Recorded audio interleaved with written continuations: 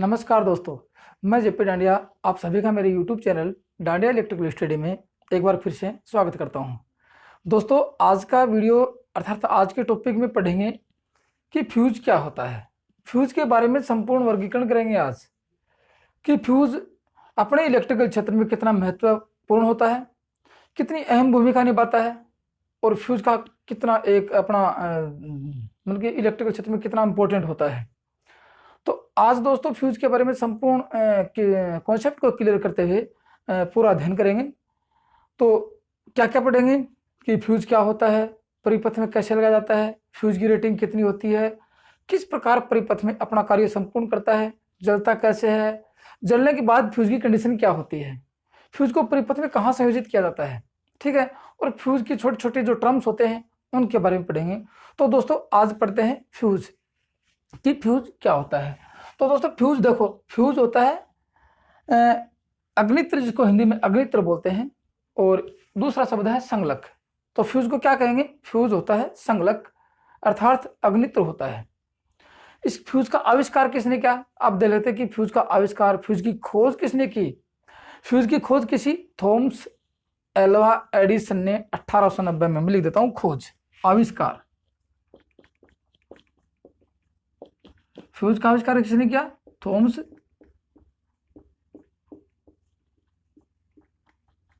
Alva Edison ने 1890 में किया था। ये तो बताया थॉमस एल्वा एडिसन ने कि फ्यूज होता है। अब बात आ गई फ्यूज की परिभाषा। फ्यूज किसे कहते हैं? देखो दोस्तों, फ्यूज परिपथ का सबसे कमजोर भाग होता है जो परिपथ में असामान्य करंट आने पर खुद पिघलकर परिपथ की रक्षा करता है, अर्थात खुद पिघल जाता है, परिपथ की सुरक्षा करता है। तो कैसे कह सकते हैं? देखो, फ्यूज परिपथ का सबसे कमजोर भाग, मैं लिख देता हूं नाम फ्यूज की परिभाषा। परिपथ का सबसे कमजोर भाग होता है, परिपथ का सबसे कमजोर भाग होता है जो परिपथ में असामान्य करंट आने पर, असामान्य धारा पर परिपथ की खुद पिघल कर सुरक्षा करता है। अब ये तो थी बात इसकी परिभाषा। अब देखो, सबसे कमजोर भाग क्यों कहा? क्योंकि सबसे पहले कौन जलता है, कौन मरता है, कौन टूटता है, इसका मतलब सबसे कमजोर होगा वो सबसे पहले जाएगा। इसका मतलब परिपथ में सबसे कमजोर भाग जो भी होगा, जब भी परिपथ में कोई अबनॉर्मलिटी आएगी या असामान्य धारा चलेगी तो सबसे पहले किसको जलना चाहिए? फ्यूज को। इसलिए कहते हैं फ्यूज परिपथ का सबसे कमजोर भाग होता है जो खुद पिघलकर असामान्य धारा पर परिपथ की सुरक्षा करता है। इसका मतलब दोस्तों एक बात अपने एक निकल के आ गई है कि परिपथ की सुरक्षा करता है। इसका मतलब कौन सी युक्ति है? फ्यूज एक सुरक्षा युक्ति है। याद रखना, फ्यूज एक क्या है? सुरक्षा युक्ति, सेफ्टी डिवाइस है। सेफ्टी डिवाइस है। क्या है? फ्यूज एक सेफ्टी डिवाइस है, सुरक्षा युक्ति है जो परिपथ को सुरक्षा प्रदान करता है। दूसरी बात देखते हैं दोस्तों, सुरक्षा के बाद आता है कि एक शब्द और आया अपने पास, खुद पिघल कर, मेल्ट होकर, देखा कि नहीं, खुद पिघल कर, मेल्ट होकर, मेल्ट मतलब पिघलना, खुद पिघल कर परिपथ की सुरक्षा करता है। तो पिघलेगा कब, जलेगा कब? जब ऊष्मा मिलेगी। तो ये कह सकते हैं कि फ्यूज परिपथ विद्युत धारा के ऊष्मीय सिद्धांत पर कार्य करता है, ठीक है, हीटिंग इफेक्ट पर कार्य करता है। तो ये बात आती है कि फ्यूज किस पे कार्य करता है? विद्युत धारा के हीटिंग इफेक्ट,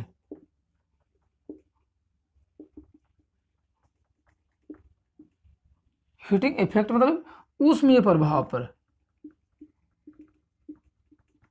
ऊष्मीय प्रभाव पर कार्य करता है। ये लिख लेना। अब देखो, ऊष्मा का सिद्धांत किसने दिया? एक एक बात जब भी लिखेंगे दोस्तों, देख सबसे मजे की बात है, फ्यूज पढ़ने में जोर नहीं आता है और बड़ा सिंपल चैप्टर है, लेकिन है बड़ा इंपॉर्टेंट। क्योंकि सुरक्षा उपकरण जो भी होगा इंपॉर्टेंट ही आएगा, क्योंकि सुरक्षा के बिना तो कोई भी कार्य नहीं कर सकते। अपन भी अपनी सुरक्षा करते तो अपने जीवन जीते हैं, इसलिए सुरक्षा के बिना तो कोई कार्य नहीं। तो इसलिए इलेक्ट्रिकल क्षेत्र का जब भी काम करेंगे दोस्तों, सुरक्षा उपकरण को सबसे पहले याद रखना कि सुरक्षा उपकरण होते कौन कौन से हैं, जिसमें पहला अपना आता है सुरक्षा उपकरण फ्यूज आता है। अब देखो बात आ गई हीटिंग इफेक्ट पर कार्य करता है, उसमें प्रभाव पर कार्य करता है। तो दोस्तों ऊष्मा का सिद्धांत किसने दिया? ऊष्मा का सिद्धांत किसने दिया? जूल ने दिया। तो ये भी कह सकते हैं कि फ्यूज जूल के सिद्धांत के अनुसार कार्य करता है। ठीक है, ये भी आता बात कि ये अपना फ्यूज जूल के सिद्धांत, जूल के नियमानुसार कार्य करता है। जो भी जब भी नाम आता है सही है कि उसके अनुसार ही अपना आगे आगे वर्णन करते जाएंगे। तो ऊष्मा का सिद्धांत दिया, उसने क्या दिया? एच बराबर हीट आई स्क्वायर आर टी। तीनों बातें, आई धारा, आर प्रतिरोध और ये टी समय, कितने समय तक धारा प्रवाहित हो रही है, तीनों बातें फ्यूज को उड़ने पर मजबूर करती हैं। फ्यूज के उड़ने के तथ्य होते हैं। ठीक है, इनके बारे में पढ़ेंगे। अब उसके बाद देखो दोस्तों बात है कि फ्यूज परिपथ में कहाँ संयोजित किया जाएगा। ये सबसे बड़ी बात आती है। कुछ नाम ऐसे आते हैं परीक्षा में कि अपना सामंजस्य में हो जाते हैं कि कहाँ लगाएं, किस तार पे लगाएं। तो देखिए उनके बारे में पढ़ लेते हैं, इनको लिख लेना। वो देखते हैं कि फ्यूज परिपथ में कहाँ लगाया जाता है, किस प्रकार संयोजित किया जाता है। अब देखो जैसे मैं एक सर्किट बनाता हूँ, तो ये बनाया सर्किट, ये चालक तार लिया, ये फ्यूज लगाया, ये स्विच लगाया, ये स्विच लगाने के बाद ये कोई उपभोग युक्ति लगा दी, सर्किट पढ़ेंगे तब बताएंगे उपभोग युक्ति। स्विच ये लगाई सप्लाई सोर्स लगा दिया, जो भी है एसी डीसी जो भी लगा दिया। अब देखो स्विच को मैंने ऑन किया, ये फ्यूज था, ये क्या है? फ्यूज। कहाँ लगाया? ये तार कौन सा था? एसी लगाई तो फेस या न्यूट्रल, और डीसी लगाई तो क्या होगा? प्लस माइनस, पॉजिटिव नेगेटिव होगा। तो दोस्तों कहने में आता है कि फ्यूज हमेशा सबसे पहले, देखो ये पॉजिटिव तार है, ये पॉजिटिव या फेस तार है, फेस तार के हमेशा श्रेणी क्रम में लगाया जाता है, पॉजिटिव तार के श्रेणी क्रम में लगाया जाता है। अब देखो इनका नाम बदल दिया जाता है, पॉजिटिव तार या फेज तार, इनको कहते क्या हैं? ठीक है ना, कहते क्या है? देखो फेज वायर, पॉजिटिव तार,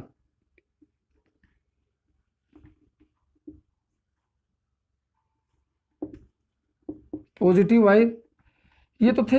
अब देखो बात आ गई फेज वायर, जिसको हिंदी में कहते हैं कला, निमी भाषा कला तार, ये पॉजिटिव धनात्मक तार, याद कर लेना परीक्षा में सारे नाम आए हैं, धनात्मक तार, कला तार। अब इनको और किन किन नामों से जानते हैं? देखो धनात्मक तार को पॉजिटिव तार कहते हैं, लाइव तार। मैं बता रहा हूं कि इनको क्या कहेंगे? लाइव तार के श्रेणी क्रम में, गर्म तार के श्रेणी क्रम में, जीवित तार के श्रेणी क्रम में, सजीव तार के श्रेणी क्रम में। ये क्या है? इनके नाम है, इनके प्रारूप है, नाम है दूसरे इनके। फेज तार को लाइव तार भी कहते हैं, गर्म तार भी कहते हैं, जीवित तार कहते हैं, सजीव तार कहते हैं। तो क्या कहेंगे कि फेज या अपना फ्यूज कहाँ लगाएं? फ्यूज लगाएंगे हमेशा पॉजिटिव तार, फेज तार जिसको हिंदी में कला कहते हैं, धनात्मक कहते हैं, लाइव तार, हॉट वायर, गर्म तार, जीवित तार, सजीव तार, सब के सब नाम परीक्षा में हैं। तो सारे नाम लिख लेना दोस्तों आप कि कहाँ लगाएंगे? श्रेणी क्रम में लगाएंगे, परिपथ में श्रेणी क्रम में। दो बातें आ गई है, एक तो होगा श्रेणी क्रम, परिपथ में श्रेणी क्रम, श्रेणी क्रम मतलब सीरीज में संयोजित किया जाता है।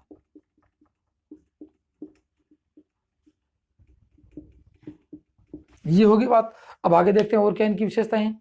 अब देखते हैं इसकी परिपथ में ये लगाया, श्रेणी क्रम में लगाया, तो इसका प्रतिरोध कितना होता है, प्रतिरोधकता कितनी होती है, गलनांक कितना होता है। देखो गलनांक की बात करें, देखो परिपथ में गलनांक जिसका सबसे कम होगा वो सबसे पहले जड़ेगा। ठीक है, तो परिपथ में गलनांक सबसे कम किसका होना चाहिए? फ्यूज का गलनांक। इसलिए कहते हैं फ्यूज का गलनांक निम्नतम सबसे कम होता है। अब होता कितना दोस्तों? देखिए आप कहोगे सर होता कितना है?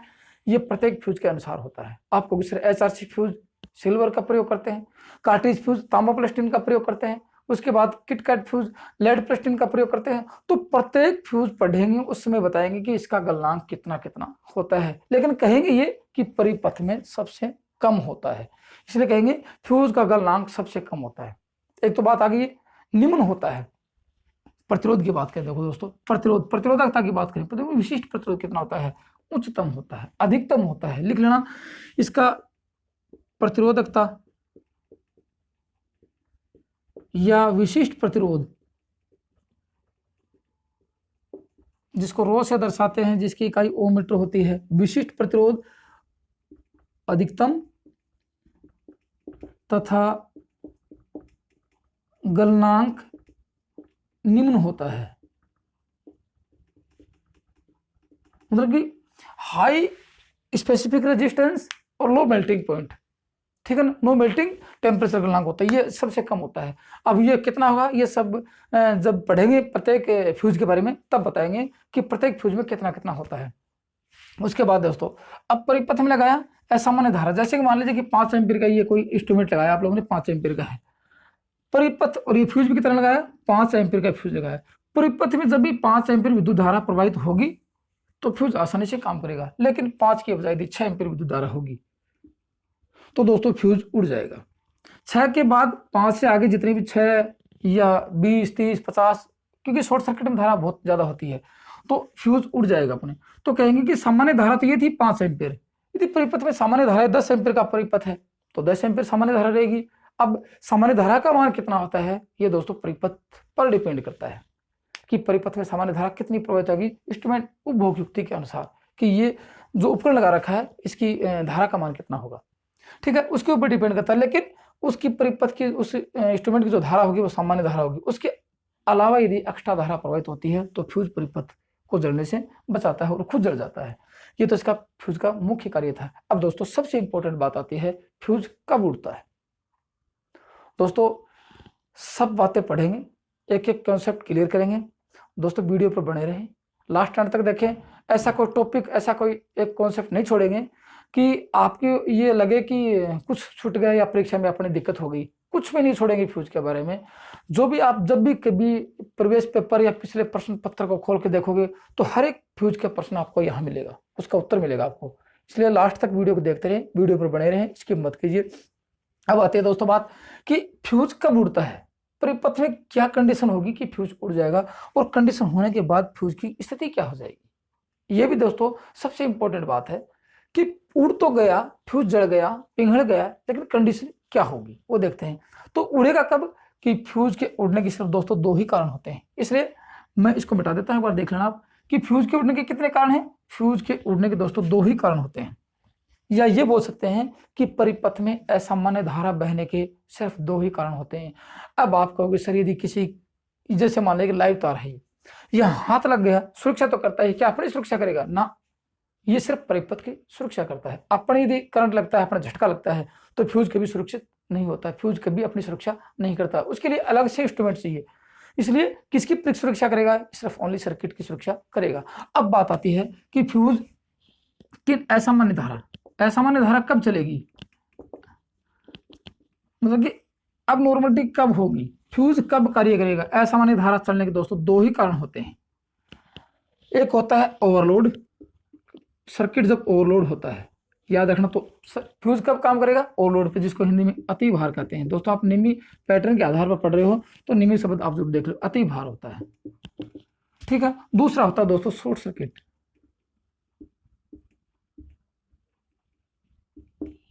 जिसको बोलते हैं लघु पथ। तो 2 कारण आ गए अपने पास। इसलिए जब भी पूछे कि फ्यूज कब काम करता है, या तो शॉर्ट सर्किट पे काम करेगा या फिर लघु में अपने ये ओवरलोड पे काम करेगा। 2 ही कारण, अति भार और या फिर लघु परिपथ पर कार्य करेगा। तो अब बात यह है कि यदि शॉर्ट सर्किट होता है तो फ्यूज की कंडीशन क्या होती है। आपको कैसे पता लगेगा कि फ्यूज उड़ चुका है, उड़ा है, लेकिन किस कारण से उड़ा है। आपके पास कारण दोस्तों 2 ही होंगे, या तो ओवरलोड का कारण होगा या फिर शॉर्ट सर्किट का कारण होगा। तो आप यदि देखना चाहो कि फ्यूज कैसे उड़ा है तो इन दोनों की कंडीशन देख लेते हैं कि फ्यूज के उड़ने के कारण क्या था और किस प्रकार फ्यूज उड़ा गया है, फ्यूज उड़ तो चुका है। तो चलिए दोस्तों अब देखते हैं इनके बारे में। दोस्तों जब फ्यूज ओवरलोड पे उड़ता है, ओवरलोड पे फ्यूज जड़ता है, तो फ्यूज कहीं से, फ्यूज जो एलिमेंट होता है, फ्यूज वायर जो होता है, वो कहीं एक जगह से ब्रेक हो जाता है, टूट जाता है। जैसे ये आप लोगों ने ये यहाँ से लेके यहाँ तक फ्यूज वायर लगाया, आप लोगों ने ये फ्यूज वायर लगा रखा है। फ्यूज उड़ा किस पे, ओवरलोड पे, तो फ्यूज यहाँ से टूट जाएगा, यहाँ से टूट जाएगा, जल जाएगा, यहाँ से जल जाएगा, कॉन्टेक्ट बिंदु से जल जाएगा, एक जगह से जल के रुक जाएगा, मतलब कि फ्यूज वायर आपको दिखाई देगा। तो ये कह सकते हैं कि जब भी फ्यूज ओवरलोड पे जलता है तो आपको फ्यूज वायर लगभग 75% से ऊपर दिखाई देगा आपको, ये फ्यूज वायर है, इसका मतलब फ्यूज ओवरलोड पे जला गया है। अब उसके बाद आते हैं दोस्तों शॉर्ट सर्किट पे। जैसे कि मान लीजिए यही ये कॉन्टेक्ट बिंदु है दो कैरियर में और आपने फ्यूज वायर लगा रखा है, ये फ्यूज वायर लगाया, अब आगे कि सर्किट में शॉर्ट सर्किट हुआ और फ्यूज उड़ गया, तो कंडीशन क्या होगी, फ्यूज वायर यहाँ से पूरा जल के नष्ट हो जाएगा, आपको दिखाई नहीं देगा, सिर्फ कॉन्टेक्ट बिंदु जहां भी होंगे वहां छोटे छोटे टुकड़े दिखाई देंगे आपको। इसका मतलब इसमें कंडीशन क्या थी कि यहाँ फ्यूज शॉर्ट सर्किट पे जला गया है, यहाँ फ्यूज ओवरलोड पे जला है, आगे ना यही होता है। तो आप जब भी कभी फ्यूज को बाहर निकाल के देखो किट कट फ्यूज को, तो देखो कंडीशन क्या है, शॉर्ट सर्किट से जला है तो फ्यूज वायर पूरा गायब, और यदि ओवरलोड पे जला है तो आपको फ्यूज वायर दिखाई देगा। इसका मतलब आप दोष को पहचान सकते हो कि सर्किट में दोष क्या है, किस दोष के कारण फ्यूज जला गया है। ये तो थी दोस्तों इस फ्यूज के जलने के कारण ओवरलोड और अतिभार कभी भी लीकेज करंट पर फ्यूज कार्य नहीं करता है। ये तो दोस्तों दो कारण थे, इसलिए कभी भी बोलो कि फ्यूज सिर्फ दो ही कारण पर कार्य करता है, ओवरलोड व शॉर्ट सर्किट। अब देखिए दोस्तों आगे की और बातें जो कॉन्सेप्ट हैं वो देख लेते हैं कि फ्यूज की रेटिंग क्या होती है, फ्यूजिंग फैक्टर क्या होता है, फ्यूजिंग धारा क्या होती है, कट ऑफ फैक्टर क्या होता है, विदारण क्षमता क्या होती है, उनके बारे में और देख लेते हैं, जो कि दोस्तों सबसे बड़ा इंपॉर्टेंट एक मुख्य टॉपिक होते हैं फ्यूज के बारे में। Cut off factor, fusing factor, विदारण क्षमता, रेटिंग, फ्यूजिंग धारा, ये सब के सब। तो दोस्तों वीडियो अच्छा लगे तो लाइक करना, कमेंट्स करना और अपने दोस्तों में शेयर जरूर करना। और जो दोस्त पहली बार वीडियो को देख रहे हैं वो नियमित पैटर्न के आधार पर सिलेबस पढ़ने के लिए चैनल को सब्सक्राइब जरूर कर लें। तो दोस्तों फ्यूज की रेटिंग क्या होती है, देखो फ्यूज की क्षमता, फ्यूज किस में निर्धारित किया जाता है, फ्यूज दिखाता है कि वोल्ट मीटर, एम्पियर मीटर, वाट, किलोवाट, एमवीए, केवीए इनमें देते हैं। तो फ्यूज की क्षमता होती है धारा में, विद्युत धारा में फ्यूज की क्षमता देते हैं कि फ्यूज कितने एम्पियर का होता है, ठीक है। तो फ्यूज किस में देंगे, फ्यूज की क्षमता विद्युत धारा में देंगे। तो रेटिंग, फ्यूज की रेटिंग में क्षमता धारा में दी जाती है, याद रखना, धारा में दी जाती है कि फ्यूज कितनी एम्पियर का होता है, 5 एम्पियर का, 10 एम्पियर का, 20 एम्पियर का, 100 एम्पियर का, जो भी हो एम्पियर में ही कहा जाएगा। तो ये कह सकते हैं कि फ्यूज की रेटिंग धारा, विद्युत धारा में दी जाती है। अब उसके बाद देखिए दोस्तों बात आती है कि फ्यूज एलिमेंट क्या होता है, फ्यूज के जो भाग होते हैं, फ्यूज के जो टर्म्स होते हैं, उन टर्म्स के बारे में देख लेते हैं, जो कि फ्यूज के बारे में जानना अति आवश्यक होता है, ठीक है। तो दोस्तों फ्यूज एलिमेंट क्या होता है, फ्यूज आप देखोगे, ठीक है ना, फ्यूज आप देखोगे जैसे कि ये बोर्ड पे आपको दिखाई दे रहा है इधर साइड में कि फ्यूज के दो भाग दिखाई दे रहे हैं। इन दोनों भागों में देखो नीचे का जो भाग है वो बेस, आधार, कैरियर, किट कट फ्यूज की बात कर रहा हूं मैं, बाकी तो सब फ्यूज आप देख लोगे। किट कट फ्यूज में नीचे देखो जो भाग दिख रहा है वो क्या है, आधार है, बेस है, ऊपर कैरियर है। आधार क्या है, आधार दोस्तों जहां सप्लाई से संयोजित किया जाता है वो आधार होता है, और कैरियर में फ्यूज वायर लगा जाता है। तो फ्यूज वायर को फ्यूज एलिमेंट कहते हैं, संगलक तत्व कहते हैं, याद रखना। मैं लिख देता हूँ फ्यूज का नाम, ये सर्किट है, इसको दोबारा मिलाने की जरूरत पड़ेगी। तो अब देखो ये है फ्यूज एलिमेंट,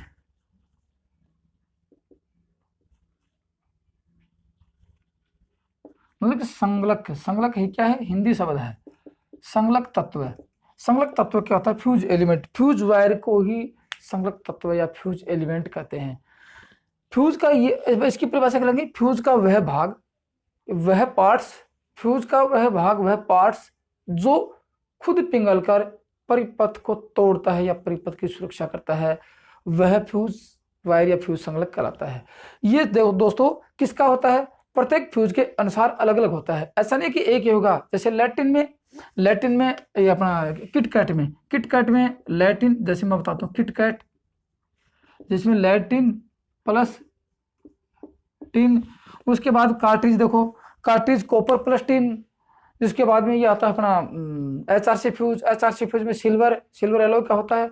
तो दोस्तों प्रत्येक फ्यूज में अलग अलग होता है, इसलिए इनका वर्गीकरण फ्यूज एलिमेंट के बारे में बताएंगे, कितना गलनांक और कितना या फिर किस धातु से होता है, ये फ्यूज का वर्गीकरण करेंगे, फ्यूज के टाइप्स पढ़ेंगे, फ्यूज के प्रकार पढ़ेंगे, तब इनके बारे में बताया जाएगा। ये तो थी दोस्तों फ्यूज एलिमेंट। अब उसके बाद फ्यूजिंग धारा, फ्यूज की धारा क्षमता, ठीक है ना। फ्यूज की धारा क्षमता ये तो थी कि फ्यूज की रेटिंग किस में देंगे, फ्यूज की रेटिंग धारा में देंगे। धारा क्षमता क्या होती है, एक है इसको बोलते हैं करंट रेटिंग ऑफ फ्यूज। ठीक है ना, current rating of fuse, fuse की धारा क्षमता क्या होती है। तो दोस्तों उसकी परिभाषा देखो, मैं बताता हूं। विद्युत धारा का वह अधिक से अधिक मान, अर्थात विद्युत धारा का अधिकतम मान जो सुरक्षित रूप से, ये कह सकते हैं कि फ्यूज का वह, या सॉरी, विद्युत धारा की वह अधिक से अधिक सुरक्षित मात्रा जो फ्यूज तार अपने अंदर से बिना जड़े हुए, बिना पंगड़े हुए सहन कर लेता है या प्रवाहित करवा देता है, वो होते है फ्यूज की रेटिंग, फ्यूज की धारा क्षमता कहलाती है। कि जैसे कि 5 एम्पीयर का फ्यूज 5 एम्पीयर की विद्युत धारा अपने अंदर से प्रवाहित करवाता है, और 5.1 एम्पीयर पर फ्यूज जब उड़ जाता है तो क्या कहेंगे, वो 5 एम्पीयर धारा उस फ्यूज की धारा क्षमता थी। तो धारा क्षमता की परिभाषा, विद्युत धारा का वह अधिक से अधिक सुरक्षित मान जो फ्यूज बिना उड़े हुए अपने अंदर से प्रवाहित करवा देता है या प्रवाहित हो जाती है विद्युत धारा, वह उस धारा क्षमता कहलाती है। ये तो थी दोस्तों उसकी धारा क्षमता, जिसमें करंट रेटिंग बोलते हैं। अब दोस्तों जो तथ्य, जो टर्म्स आ रहे हैं उनको दोस्तों गौर से देखना और लास्ट अंत तक देखें, कि परीक्षा में प्रश्न यहीं से आके लास्ट में छपते हैं कि क्या क्या होता है। करंट रेटिंग वह अधिकतम धारा, ठीक है ना, अधिकतम धारा जो फ्यूज बिना उड़े हुए या जले हुए अपने अंदर से प्रवाहित करवा देता है,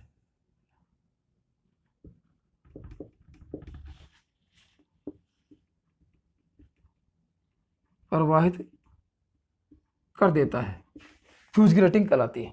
एक बात, उसके बाद आती है कि फ्यूजिंग धारा।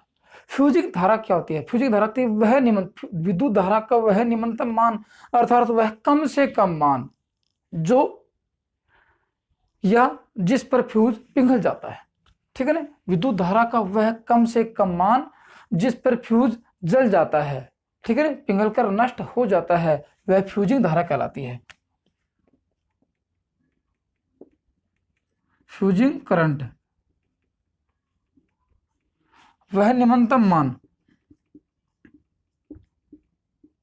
धारा का वह निम्नतम मान जिस पर फ्यूज जल जाता है।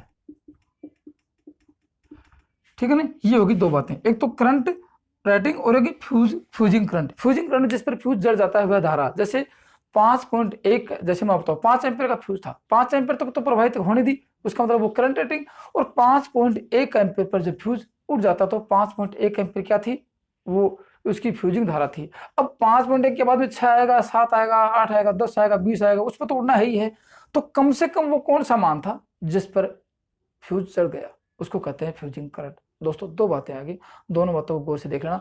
अब आगे की बात करते हैं कि फ्यूजिंग फैक्टर क्या होता है, जिसका ऊपर फ्यूज का सबसे बड़ा रोल होता है और परीक्षा में अवश्य प्रश्न आने की संभावना रहती है। दोस्तों प्रत्येक फ्यूज का फ्यूजिंग फैक्टर अलग अलग होता है, इसलिए यहां सिर्फ फ्यूजिंग फैक्टर ही पढ़ेंगे।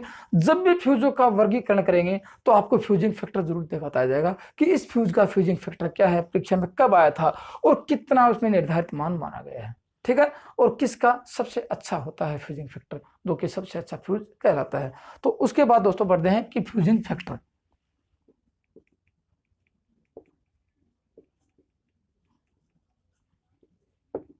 फ्यूजिंग फैक्टर देखो, देखो ये तो थी फ्यूजिंग धारा। तो फ्यूजिंग धारा का मान करंट रेटिंग से हमेशा अधिक होता है, ये बात दोस्तों पक्की याद कर लेना। इसको पढ़ेंगे उससे पहले ये पढ़ना पड़ेगा कि फ्यूजिंग करंट का मान करंट रेटिंग से अधिक होता कम होता है। देखो फ्यूजिंग धारा कौन सी थी, मैंने आपको बताया कि जैसे कोई फ्यूज 5 एम्पीयर का, तो 5 एम्पीयर तो प्रवाहित होने देगा, वो तो उसकी करंट रेटिंग थी। और 5.1 एम्पीयर पर जब उड़ जाता है तो वो कौन सी थी, फ्यूजिंग धारा थी। तो फ्यूजिंग धारा का मान करंट रेटिंग से, धारा क्षमता से अधिक, हमेशा अधिक होता है। कितना अधिक होगा वो तो फ्यूज पर डिपेंड करता है। ये तो थी बात दोस्तों। अब आती है कि फ्यूजिंग फैक्टर क्या होता है। तो ये फ्यूजिंग करंट देखो, फ्यूजिंग करंट, फ्यूजिंग करंट और फ्यूजिंग करंट जिस पे फ्यूज उड़ता है, फ्यूजिंग करंट और करंट रेटिंग,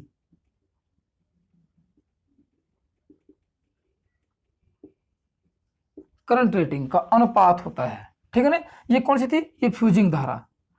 जलने वाली धारा और ये धारा क्षमता, ठीक है ना, इन दोनों का अनुपात होता है। और दोस्तों जब भी अपन सिलेबस पढ़ते हैं एक चीज कंठस्थ याद कर लो कि जिस नाम के आगे फैक्टर लगता है अर्थात गुणक लगता है, इसको कहते हैं फ्यूजिंग गुणांक, फ्यूजिंग गुणक। गुणक लगता है, गुणक क्या होता है, अनुपात होता है। तो दोस्तों गुणक की कभी कोई इकाई नहीं होगी। जैसे पावर फैक्टर आएगा, फैक्टर लग गया, पीक फैक्टर आएगा, फैक्टर लग गया, रूप मतलब कि फॉर्म फैक्टर आएगा, फैक्टर लग गया, आपको लगे जहां भी फैक्टर आया, जहां भी गुणक लग गया उसकी कोई इकाई नहीं होती है। तो ये लिखेंगे फ्यूजिंग फैक्टर की इकाई कोई इकाई नहीं होती है, ठीक है। ये तो थी बात इसकी। अब फ्यूजिंग फैक्टर का मान देखो, जैसे इसका मान हमेशा अधिक होता है, इसका कम होता है, तो ये साफ से निर्धारित बात होगी कि फ्यूजिंग फैक्टर का मान इकाई से अधिक होता है, इकाई से अधिक होता है। जैसे आपको उदाहरण दूंगा, जैसे कोई 5 एम्पीयर का 20 एम्पीयर का फ्यूज मान लेते हैं, 20 एम्पीयर का फ्यूजिंग उसकी रेटिंग क्या थी 20 एम्पीयर, इसका मतलब 20 एम्पीयर तो प्रवाहित होने देगा और 20.1 पे उड़ जाएगा। तो क्या कह सकते हैं, ये 20.1 क्या थी फ्यूजिंग धारा और 20 क्या थी धारा, इसका मतलब दोनों को ये 1.1 मतलब कि 1 से अधिक होगा। तो फ्यूजिंग फैक्टर का मान 1 से हमेशा अधिक होगा। तो दोस्तों ये लिख सकते हैं कि फ्यूजिंग फैक्टर ग्रेटर देन 1, ठीक है ना, ग्रेटर देन 1, इसका मान फ्यूजिंग फैक्टर का मान हमेशा अधिक होता है। और इन दोनों धाराओं में संबंध, इसका मान इससे हमेशा अधिक होता है, कम नहीं होता है। ये तो थी दोस्तों दो बातें। अब आपको सर फ्यूजिंग फैक्टर का मान प्रत्येक चालक या अपने प्रत्येक फ्यूज का अलग अलग होता है। जैसे किट कट फ्यूज की बात करें 1.4 से 1.7 2 तक होता है, एसआरसी फ्यूज की बात करें 1.1 निर्धारित होता है, इसलिए सबका अलग अलग होगा। दोस्तों जब भी पढ़ेंगे तो फ्यूजिंग फैक्टर के बारे में पढ़ेंगे। अब कुछ बातें और बच गई कि कट ऑफ फैक्टर क्या होता है, ठीक है ना, कट ऑफ फैक्टर की बात आ गई और बच गई, आपको बताते हैं। तो दोस्तों अब तक यदि आपने पीछे की वीडियो नहीं देखे हैं दोस्तों, इलेक्ट्रिकल सेल थ्योरी का सिलेबस निमी पैटर्न के आधार पर धीरे धीरे कंप्लीट होता जा रहा है। यदि आपने अब तक पीछे की वीडियो, पीछे सिलेबस नहीं पढ़ा है तो प्ले लिस्ट में जाकर आप पीछे वीडियो देख सकते हो और अपने नोट्स बना सकते हो, जिससे कि आपको भविष्य में कभी कोई परेशानी नहीं होगी। और यदि आप पहली बार वीडियो को देख रहे हैं तो चैनल को सब्सक्राइब जरूर कर लें, ताकि आपको नियमित पैटर्न के आधार पर कंप्लीट सिलेबस पूरा हो जाएगा और आप आगामी आने वाली परीक्षा में, जैसे अभी तैयारियां चल रही हैं राजस्थान बिजली विभाग में टेक्निकल हेल्पर की, तो टेक्निकल हेल्पर की एग्जाम आ गई तो आप अपनी सफलता को अच्छी तरह से पढ़ के प्राप्त कर सकते हो। तो चलिए दोस्तों आगे पढ़ते हैं, कट ऑफ फैक्टर क्या हो। कट ऑफ फैक्टर किसे कहते हैं, यह फ्यूज का पिघलकर टूटने का समय होता है, कि फ्यूज जब उड़ेगा, उड़ने की टाइम आएगी कि जैसे कि कोई फ्यूज है 20 एम्पीयर का फ्यूज है, 20 एम्पीयर के बाद उसकी क्षमता थी कि 20 एम्पीयर के बाद जलना चाहिए, तो जलेगा कब, क्योंकि वो गर्म होकर धीरे धीरे पिघलना शुरू होगा और टूटेगा, ठीक है ना, टाइम लगेगा उसमें, चाहे वो मिली 1 सेकंड ही क्यों ना लगे, चाहे मिली 2 सेकंड ही क्यों ना लगे, कुछ तो समय लगेगा। जैसे 20 एम्पीयर का फ्यूज था और ये अब यहाँ से 20 एम्पीयर विद्युत धारा प्रवाहित करवाई आप लोगों ने, 20 एम्पीयर जा रही है, विद्युत धारा प्रवाहित हो रही है, ये फ्यूज है।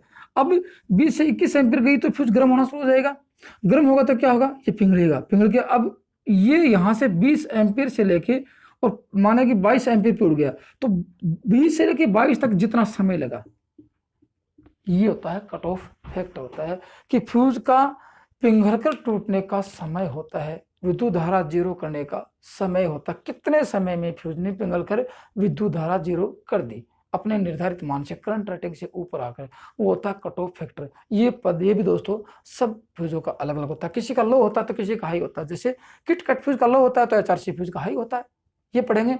उसके बाद दोस्तों बताता है आर्कन समय। आर्कन समय क्या होता है, आर्किंग टाइम क्या होता है, वो दोस्तों यूपीपीसीएल में आ गया, दिल्ली मेट्रो में प्रश्न। मैंने आपको जितने भी अब तक जो टॉपिक बताए हैं, जो भी इसकी विशेषताएं बताई हैं, हर एक विशेषता पे एक एक क्वेश्चन आ चुका है। इसलिए यहाँ दोस्तों मैं जो पढ़ाता हूँ, पेपरों को पीछे के प्रवेश पेपर, करंट पेपर सबको देखते यहाँ वर्गीकरण सम्मिलित किया जाता है कि कौन सा प्रश्न कब आया। मैंने आपको ये तो नहीं बताया कि कब आया है, आपको कि सर ये बता दिया करो कि कब कौन सा क्वेश्चन आया है, तो अब की बार अगले वीडियो में सुधार करेंगे, ये बताएंगे। लेकिन अब तक मैंने पढ़ा है सब क्वेश्चन, सब के सब प्रश्न आ चुके हैं और सारे के सारे इंपॉर्टेंट है दोस्तों। अब आगे बात आर्कन समय की। आर्कन समय क्या होता है दोस्तों, टॉपिक बड़ा इंपॉर्टेंट और इंटरेस्टेड है, पढ़ोगे याद करोगे, परीक्षा में एक प्रश्न आना अनिवार्य होता है, क्योंकि सुरक्षा युक्ति है। सुरक्षा युक्ति के बाद दोस्तों ये भी आएगा कि सुरक्षा युक्तियां कौन कौन सी हैं, एमसीबी, ईसीबी, ईएलसीबी सब पढ़ेंगे, लेकिन उससे पहले फ्यूज, अब फ्यूज के प्रकार पढ़ेंगे बाद में। अब पढ़ते हैं आर्कन समय।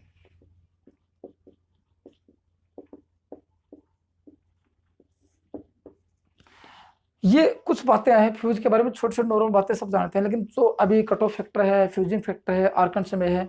अब आर्कन समय की दोस्तों परिभाषा लिख लो।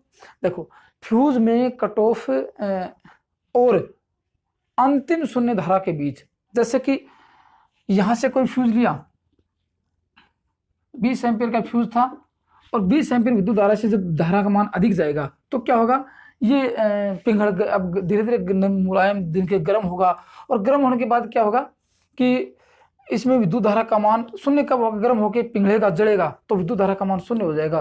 तो उन दोनों के बीच का समय है कि यहां से गर्म हुआ जलने के बाद, और जब जलेगा तो यहां से चिंगारियां उत्पन्न होंगी, तो उसके बाद होता है कि फ्यूज कब टूट जाएगा, ठीक है ना, उसके शून्य धारा कब, परिपथ में धारा का मान शून्य कब हो जाएगा। तो आता है कि कट ऑफ मतलब कि यहां से जलने का समय, ठीक है ना, कट ऑफ और अंतिम शून्य धारा के बीच का समय आर्कन समय कहलाता है। तो परीक्षा में दोस्तों ये प्रश्न 2-3 बार काफी बार आ गया कि आर्कन समय क्या होता है। तो परिभाषा लिख लो, फ्यूज में कट ऑफ और अंतिम शून्य धारा के बीच का समय आर्कन समय कहलाता है। अर्थात दूसरे शब्दों में मैं बताऊं आपको कि फ्यूज एलिमेंट के आर पार, अक्रॉस में लिया गया आर्कन समय। आर पार ये है ना, यहाँ से कि फ्यूज यहाँ से पिघला और जलने लगा तो जलने का समय, ठीक है ना, विद्युत धारा का मान 0 होने के बीच का समय आर्कन समय कहलाता है। अब बात आती है कि फ्यूज में कुल प्रचालन समय का मान कितना होता है, ठीक है ना, फ्यूज का कुल प्रचालन समय, कि फ्यूज में 20 एम्पीयर विद्युत धारा प्रवाहित हो रही है, 20 एम्पीयर से 20.1 एम्पीयर विद्युत धारा प्रवाहित होती है, तो तब से लेकर जलने तक कुल आर्कन समय क्या होता है, कुल प्रचालन समय क्या होता है। तो लिख दो, फ्यूज का कुल प्रचालन समय, ये भी परीक्षा में आ चुका है, कुल प्रचालन समय कितना होता है, कुल प्रचालन समय कितना होता है। तो पूर्व आर्कन समय, पूर्व आर्कन समय, एक तो आ गया पूर्व आर्कन, जलने से पहले फ्यूज आराम से चला था वो पूर्व आर्कन समय, और आर्कन समय जलने के बाद यहां से 20 एम्पीयर से जब जलने की कंडीशन आती है उस समय कितना टाइम लगा वो, और एक आर्कन समय, दोनों का योग आर्कन समय, एक तो जलने का समय और एक जलने से पहले का समय, दोनों समय जब जोड़ देंगे तो फ्यूज के कुल प्रसारण समय का मान प्राप्त हो जाएगा।